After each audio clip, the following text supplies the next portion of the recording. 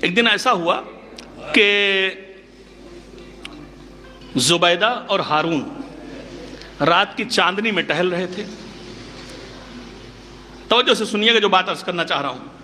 زبیدہ اس کی زوجہ ہے اور ہارون رات کی چاندنی میں ٹہل رہے تھے. آسمان پر نظر گئی, دیکھا چاند ہے, پورا 14ویں کا چاند ہے. دیکھا چاند ہے تو ہارون نے زبیدہ سے کہا کہ دیکھو کتنا خوبصورت چاند ہے, کتنا پیارا لگ رہا ہے, کتنا خوبصورت ہے, تو انسانوں سے بھی زیادہ اچھا لگ رہا ہے. تو زبیدہ نے پلٹ کر کہا کہ نہیں, چاند زیادہ خوبصورت نہیں ہے, انسان زیادہ خوبصورت ہے. توجہ رہے میرے عزیزو, دیکھیے قرآن فہمی پہ میں گفتگو کر رہا ہوں, ذہن میں رہے. چاند زیادہ خوبصورت نہیں ہے, انسان زیادہ خوبصورت ہے. اب یہ بحث ہونے لگی شوہر اور زوجہ کے بیچ میں. بحث یہاں تک پہنچی کہ ایک مرتبہ اسے طیش آ گیا اور ہارون کہنے لگا کہ زبیدہ کل اس کا جواب قرآن سے لے کر کے آنا ورنہ تمہیں طلاق دے دوں گا. تم کہہ رہی ہو نا کہ انسان چاند سے زیادہ خوبصورت ہے, اس کی دلیل کل قرآن سے لے کر کے آؤ ورنہ طلاق ہو جائے گا. اچھا آپ جانتے ہیں طلاق کتنا ڈینجر ہوتا ہے نا. ہمارے یہاں کا تو طلاق ہے نہیں, ایک صلوات پڑھ دے مل جل کے محمد والے محمد پہ,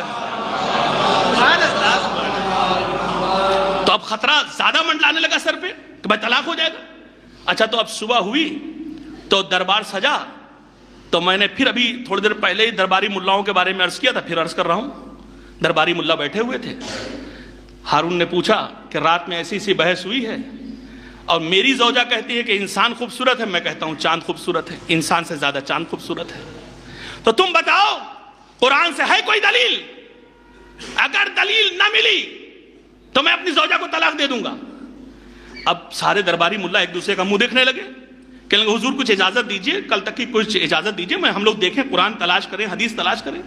اب آپ سوچئے اس بس میں کتنے حافظان قرآن بیٹھے ہوں گے, سوچنے کی بات ہے, کتنے حافظان قرآن بیٹھے ہوں گے, کسی کے ذہن میں کوئی آیت ہی نہیں آ رہی ہے کہ دلیل کے طور پر پیش کر دے. کوئی کسی کو کچھ آیت نہیں ملی. دوسرا دن اب رات میں یہ لوگ سب پریشان ہیں, کیا کہیں گے کیا کہیں گے, میٹنگ ہو رہی ہے, کیا کہا جائے.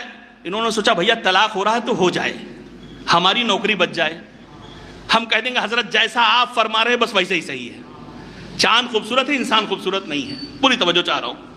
اچھا تو اب جب یہ فیصلہ ہو گیا کہ کل یہی کہنا ہے سب کو ایک ساتھ, کہا ٹھیک ہے. مغرب کی نماز کا وقت آ گیا. جیسے ہی مغرب کا وقت آیا سب لوگ کھڑے ہو گئے نماز پڑھنے کے لیے. اتنی دیر میں علی کا دیوانہ آ گیا, پہنچے, بہلول آ گئے ہیں, بہلول علی کا دیوانہ آ گیا. پوچھا کیا معاملہ بھائی, سب کے چہرے اترے ہوئے ہیں, سب کے چہرے پہ 12 بج رہے ہیں, کیا معاملہ ہے؟ بتایا ایسا ایسا مسئلہ ہو گیا ہے. اب ہم لوگ پریشان ہیں کہ انسان خوبصورت ہے کہ چاند خوبصورت ہے, دلیل قرآن سے چاہیے, پورا دن سوچا ہے کہیں کچھ ملا نہیں. تو بہلول نے کہا پھر اس کا نتیجہ کیا ہے؟ کہا اگر کل بتا دیں گے تو اس کو طلاق ہو جائے گی. کہا تو اس کا مطلب تم لوگ کو نہیں مل پایا؟ کہ نہیں مل پایا. کہ اچھا چلو چھوڑو اس مسئلے کو, نماز ہونے جا رہی. کہاں؟ کہا آج میں نماز پڑھا دوں, اگر تم لوگ کہو تو آج میں نماز پڑھا دوں. کہ ویسے بھی ہم لوگ سب کے پیچھے پڑھ لیتے ہیں, تم تو علی کے دیوانے ہو, چلو تمہارے پیچھے پڑھ لیتے ہیں. غور فرمایا آپ نے, چلو تم تو علی کے دیوانے, تمہارے پیچھے پڑھ لیتے ہیں. کہ نہ پڑھو. اب توجہ رکھیے گا, جو لوگ سورہ یاد کیے ہوئے ہیں انہیں اس وقت فائدہ پہنچے گا انشاءاللہ. بھائی اب وہ مصلی پہ کھڑے ہوئے بہلول, سورہ الحمد ختم ہوئے, اب دوسری سورہ شروع کی, بسم اللہ الرحمن الرحیم. توجہ کیجئے گا, بسم اللہ الرحمن الرحیم. کہا والتین والزیتون وطور سینین وہذا البلد الامین لقد خلقنا القمر فی احسن تقویم. بہلول نے آیت بدل دی, انسان کی جگہ قمر کہہ دیا. قمر یعنی چاند, انسان نہیں کہا.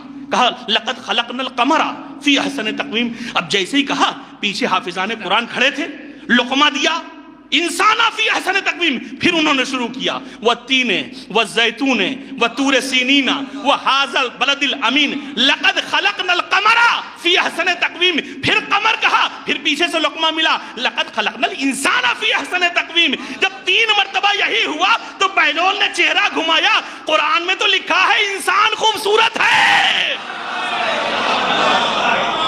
تو ابھی تک تم ڈھونڈ کیا رہے تھے؟